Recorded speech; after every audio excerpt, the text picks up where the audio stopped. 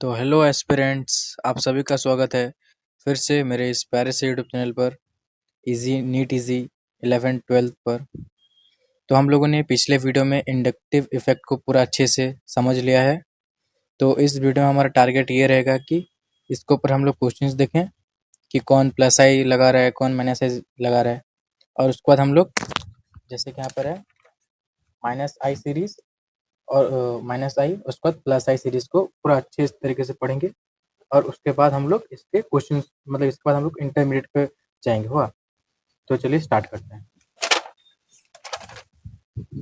तो बहुत इजी है। आप खाली को पहले देखो, उसके बाद फिर से क्वेश्चन को ये क्वेश्चन को लिखना और फिर से आप मतलब खुद से ट्राई करना। ओके, तो सबसे पहले ये देखो, कार्बन फ्लोरीन ज़्यादा इलेक्ट्रोनेगेटिव।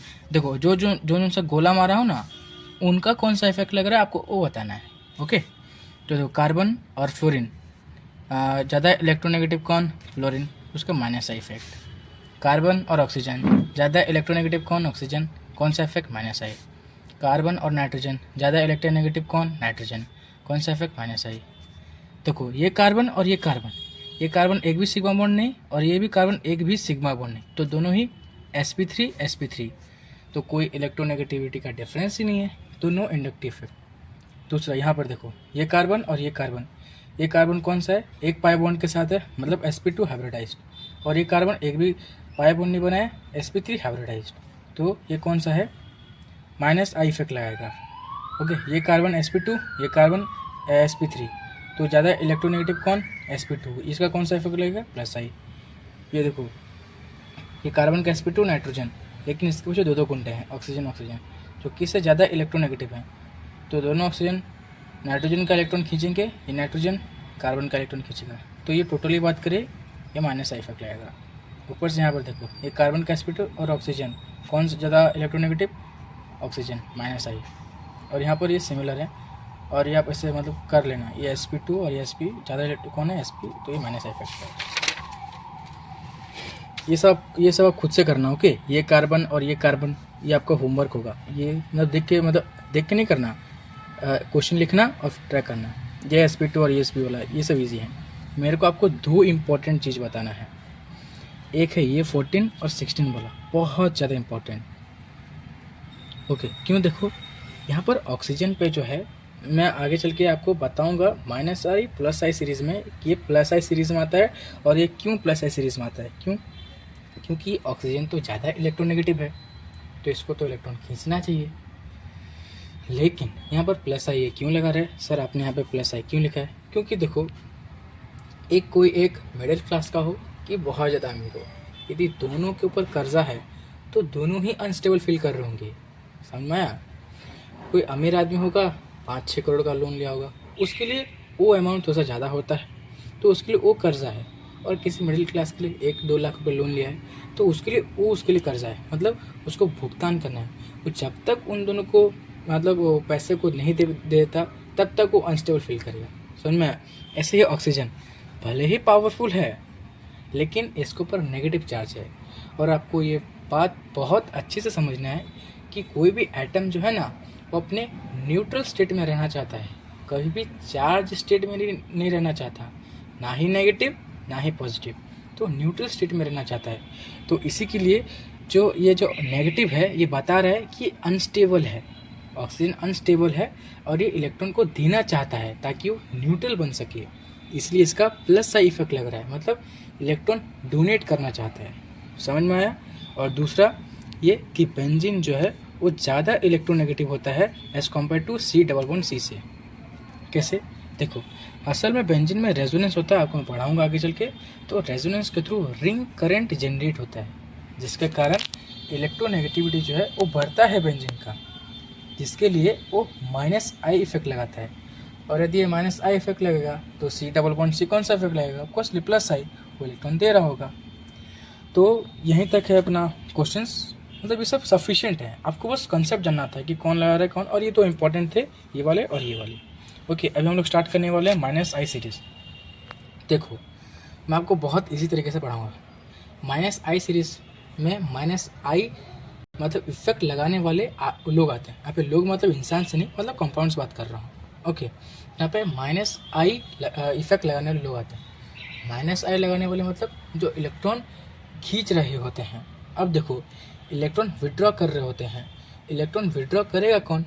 जिसके पास इलेक्ट्रॉन की कमी होगी। इलेक्ट्रॉन की कमी किसके पास होती है? जहाँ मतलब किसी के एटम के ऊपर इलेक्ट्रॉन की कमी कैसे दिखती है? उसके ऊपर प्लस। जैसे कि किसी एटम के ऊपर ज़्यादा इलेक्ट्रॉन है तो कैसे दिखता है, सिंबलाइज कैसे करते हैं? उस एटम के ऊपर नेगेटिव चार्ज देकर।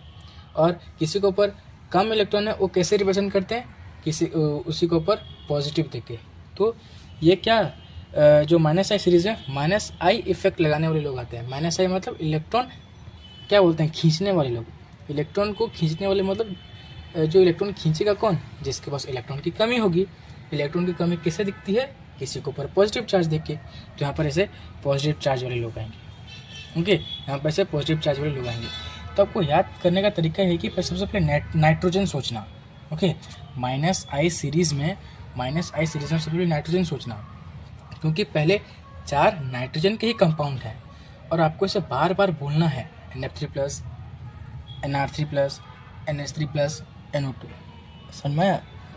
ऐसे आपको बार बार बोलना है। और आपको ऐसा ट्रिक है कि फरहान मतलब पहले आएगा, देखो नाइट्रोजन तो तीनों में है। फरहान F, फिर फर में R उसके बाद, और हान में H बाद में आ रहा है, तो फरहान। और माइनस आई सीरीज़ मतलब जो इलेक्ट्रॉन खींचेंगी, कौन खींचेगा? इलेक्ट्रॉन कमी होगी। कमी किसके पास होगी? जिसका पॉजिटिव चार्ज होगा। ऐसे को बार बार बोलना है, आपको दिमाग में सोचना भी है। ओके, तो NF3+, NR3+, NF3+, NR3+, NH3+, NO2। तो यहाँ पर लास्ट नाइट्रोजन में आ रहा है, नाइट्रोजन से एंड हो रहा है।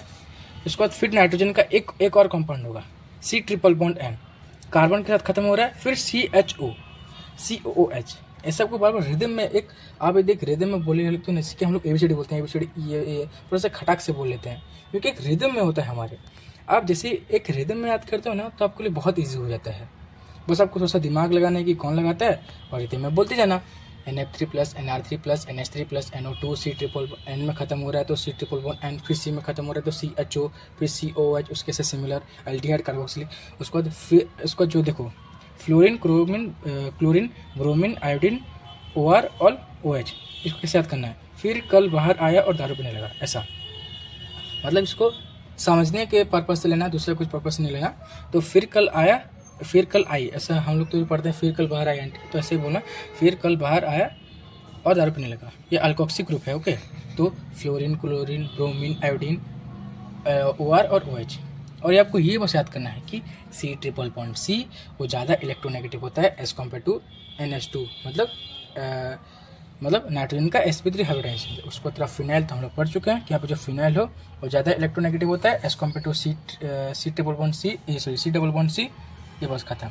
तो आपको ऐसे रिदम में बोलना है, NF3+, NR3+, NH3, NO2 मतलब नाइट्रोजन में N से खत्म हो रहा है तो C�BN, फिर C से खत्म हो रहा है तो CHO, COOH, फिर कल बाहर आया और दारू पीने लगा, fluorine, chlorine, bromine, iodine, OR, OH। उसके बाद कार्बन का sp हाइब्रिडाइजेशन ज़्यादा है, इलेक्ट्रोनेगेटिव, नाइट्रोजन का sp3, C�BC, NH2, फिनाइल, उसके बाद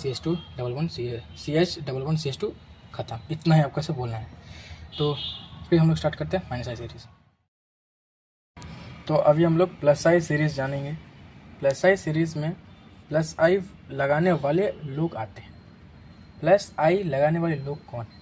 प्लस आई का मतलब मैंने क्या बताया था, इलेक्ट्रॉन डोनेट कर रहे होंगे थ्रू सिग्मा बॉन्ड।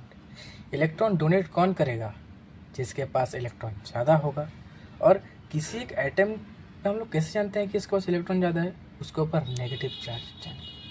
तो जिसके ऊपर नेगेटिव चार्ज ज़्यादा होगा उसको हम लोग जाने कि इलेक्ट्रॉन देने की टेंडेंसी रखता है, क्योंकि उस पर इलेक्ट्रॉन ज़्यादा है।